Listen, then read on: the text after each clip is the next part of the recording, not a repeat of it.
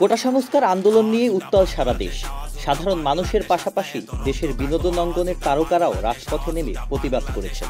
কোটা সংস্কার আন্দোলন নিয়ে বাংলাদেশি র্যাপার হান্নান হোসেন শিমুল আওয়াজ উডা শিরোনামে একটি গান প্রকাশ করেন। গানটি ব্যাপক জনপ্রিয়তা পায় সাধারণ মানুষের কাছে। এরপর 25শে জুলাই নারায়ণগঞ্জ থেকে 2 দিনের রিমান্ডের জন্য নেওয়া হয়েছে বলে জানা যায়। তরুণ র্যাপার হান্নানের গ্রেপ্তারের বিষয়টি দেশের সঙ্গীত শিল্পী মহলে ব্যাপক উদ্বেগের সৃষ্টি করেছে। তার মুক্তির দাবিতে কথা বলেছেন দেশের তারকারা। তবে এবার আন্তর্জাতিক সংগঠন থেকেও হান্নানের কথা উঠেছে।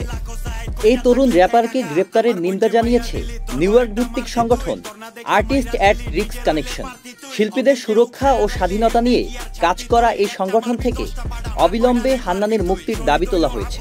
সংগঠনটির অফিসিয়াল ওয়েবসাইটে র্যাপার হান্নানের গ্রেপ্তার ও রিমান্ডের খবরটি প্রকাশ করে নিন্দা জানানো হয়। এআরসি আন্তর্জাতিক প্রোগ্রামের সিনিয়র ম্যানেজার অ্যাডাম শাপিরো বলেন, বাংলাদেশের স্বাধীন মত প্রকাশের উপর হস্তক্ষেপ নিয়মিত ঘটনা। হান্নানকে নির্বিচারে গ্রেপ্তার তার সাম্প্রতিক উদাহরণ। প্রতিবেদনটিতে বাংলাদেশের চলমান কোটা সংস্কার আন্দোলন নিয়ে ছাত্র জনতার উপর সরকারের দমন পীড়নের কথা উল্লেখ করা হয়।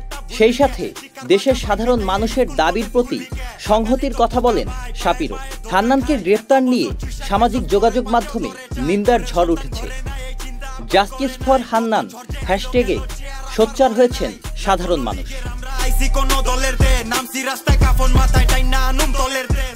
Sajid Abdullah, channel I. 6000 mAh battery, one and only Power Master, Next G N73.